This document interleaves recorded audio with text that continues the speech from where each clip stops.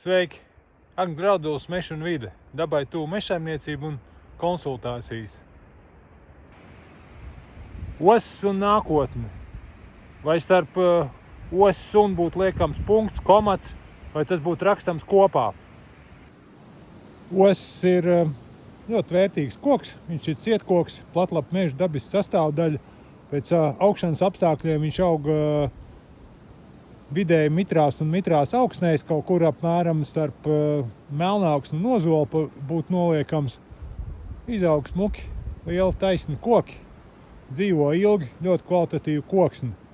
Un tas, kas osim ir noticis pēdējos apmēram 20 gados, ir uzmetusies tā sēne, to ošiem vienkārši nopūst saknes un viņi apgāžās.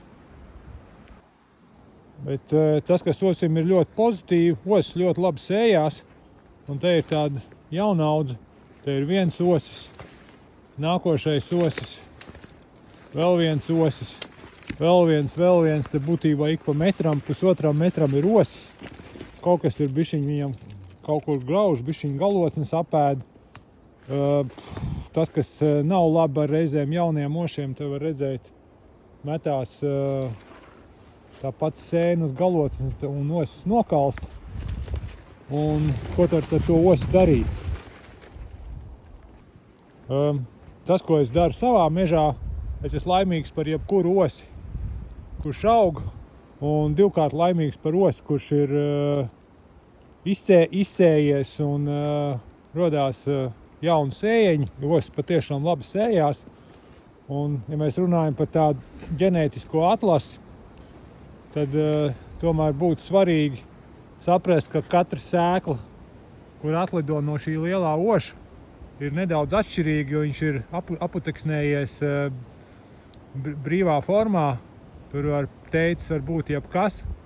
Un tas, kas ir svarīgi, ir saglabāt to sugas daudzveidību, lai ir samērā raiba tie pēcnācēji, jo ģenētiskāk daudzveidīgāk tas osis būs, jo būs lielāks izredzes, kad viņš atradīsies kāds izturīgāk forma pret to sēni, un tie oši vairāk nekritīs.